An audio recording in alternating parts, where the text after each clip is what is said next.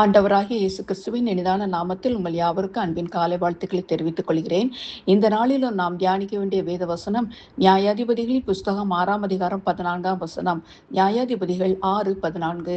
கர்த்தர் அவனை நோக்கி, உனக்கு இருக்கிற இந்த பலத்தோடு போ, நீ இஸ்ரவேலரை மீதியானரின் கைக்கு இரட்சிப்பாய், உன்னை அனுப்புகிறது நான் அல்லவா என்றார். ஹல்லேலூயா. ஆமென்.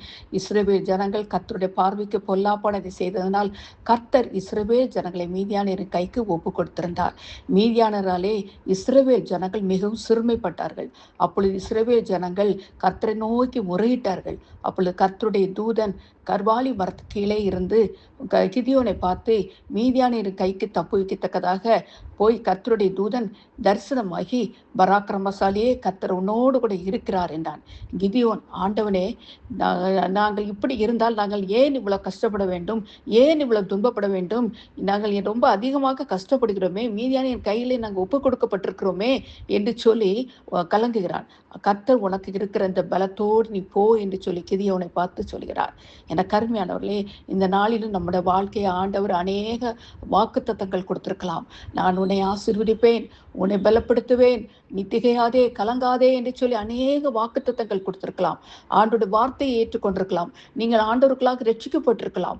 எவ்வளவோ தைரியம், எவ்வளவு விசுவாசம் இருந்தாலும் சோதனைகள், போராட்டங்கள் வரும்பொழுது கலங்கி விடுகிறோம் அல்லவா? ஆண்டவரை ஏற்றுக்கொண்டிருக்கிறோம், பின்பு ஏன் என்னோட வாழ்க்கையில் இவ்வளவு பிரச்சனைகள், நான் நன்றாகத்தானே இருக்கிறேன், கர்த்தருக்கு பயந்து நடக்கிறேனே, உண்மையாக இருக்கிறேனே, ஏன் என்னோட வாழ்க்கையில போராட்டங்கள் என்று சொல்லி கலங்கலாம். என கருமையான சகோதரனே, சகோதரியே, அந்த கிதியோனை பார்த்து, உனக்கு இருக்கிற இந்த பலத்தோட போ. நீங்கள் ஒருவேளை சொல்லலாம், எனக்கு பலனும் ஒண்ணுமே இல்லை, நான் எப்படி சமாளிக்க போகிறேன் என்று சொல்லி கலங்கி கொண்டிருக்கலாம். என கருமையான சகோதரியே, உனக்கு இருக்கிற இந்த பலத்தோடு போ. உங்களுக்குள் இருக்கிறதை கொண்டு கர்த்தர் பெரிய காரியங்களை செய்ய வல்லவராக இருக்கிறார். ஹல்லேலூயா. இரண்டாவதாக பார்க்கும்போது யாத்திராகமம் 3ஆம் அதிகாரத்திலே கர்த்தர் மோசேயை பார்த்து, என் ஜனங்கள் எகிப்திலே ஆலோட்டிகள் நிமித்தமாக படுகிற வேதனையும் கூக்குரலையும் அறிந்திருக்கிறேன். ஜனங்களை எகிப்திலிருந்து அழைத்து வர கானான் தேசத்துக்கு அழைத்து வரும்படியாக நீ அவர்களை அனுப்புகிறேன், உனக்கு அவர்கள் மத்தியிலே உன்னை அனுப்புகிறேன் என்று சொல்லி மோசேயை பார்த்து கர்த்தர் சொல்கிறார். நான் எம்மாத்திரம் ஆண்டவரே, நான் உம்முடைய நாமம் என்ன என்று கேட்டால் நான் என்ன சொல்லுவேன் என்று கேட்கிறான் மோசே. அதற்கு கர்த்தர், இருக்கிறவராகவே இருக்கிறேன் என்று சொல் என்கிறார். எனக்கு அருமையானவர்களே, இந்த நாளிலும் ஆண்டவர் சொல்லுகிற வார்த்தை இருக்கிறவராகவே இருக்கிறேன். ஹல்லேலூயா. எவ்வளவு ஜீவனுள்ள வார்த்தை! அவர் இருக்கிறவராகவே இருக்கிறார். இன்றும் நம் மத்தியில இருக்கிறவராக இருக்கிறேன் என்கிறார். அது இஸ்ரவேல் ஜனங்களுக்கு மாத்திரமல்ல, மோசேக்கு மாத்திரமல்ல, நம்மோடு கூட இருக்கிறவராக இருக்கிறேன் என்கிறார்.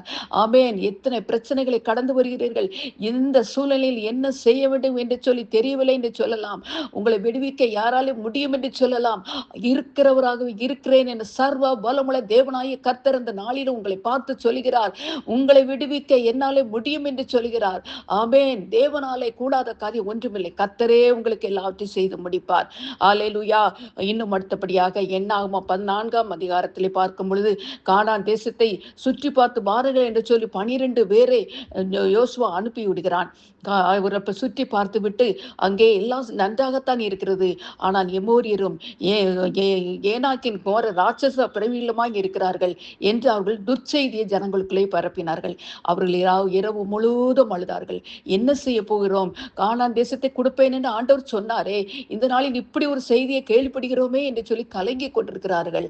ஆனால் யோசுவாவும் காலேபும் தேவனுடைய பலத்தை கொண்டு, கர்த்தர் சொன்ன வாக்குத்தத்தம், கர்த்தர் நமக்கு மேல் பிரியமாய் இருந்தார், அந்த தேசத்தை நமக்கு கொடுப்பார் என்று சொல்லி தைரியத்தோடு அவர்கள் இருக்கிற பலத்தை கர்த்தரை நம்பி, கர்த்தருடைய பலத்தை கொண்டு நாம் அந்த தேசத்தை சுதந்திரிக்கலாம் என்று சொல்லி தைரியமாக சொல்கிறார்கள். என கருமையானவர்களே, அந்த பலன் நமக்கு ஆண்டவர் நமக்கு தர வல்லவராய் இருக்கிறார்.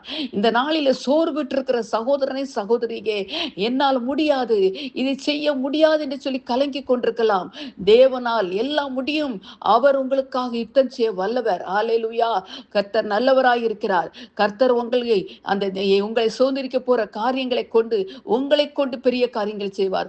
உங்கள் பலத்தினால் பராக்கிரமத்தினால் அல்ல, தேவனாலே எல்லாம் கூடும். அல்லேலூயா. தேவன் உங்கள் எல்லா காரியங்களையும் வாய்க்க செய்வார். நீங்கள் சூழ்நிலையை பார்த்து கலங்கலாம், பயப்படலாம். ஐயோ, இவர்களுக்கு முன்பாக நான் இந்த காரியங்களை எப்படி செய்து முடிக்க போகிறேன், எனக்கு பயமாக உள்ளது என்று சொல்லி கலங்கலாம். ஆனால் கர்த்தரால் கூடாது. கர்த்தரே இதை செய்து முடிப்பார், உங்களுக்காக வழக்காடுவார். நீங்கள் இந்த எந்த காரியத்தை ஜெயங்கொள்ள வேண்டும் என்று நினைக்கிறீர்களோ அது ஜெயத்தை எடுத்துக்கொள்வீர்கள். அல்லேலூயா. உமக்கு நன்றி. கர்த்தர் பெரிய காரியங்களை செய்வார், ஆசீர்வதிப்பார். இயேசுவின் நாமத்தில் பிதாவே. ஆமென்.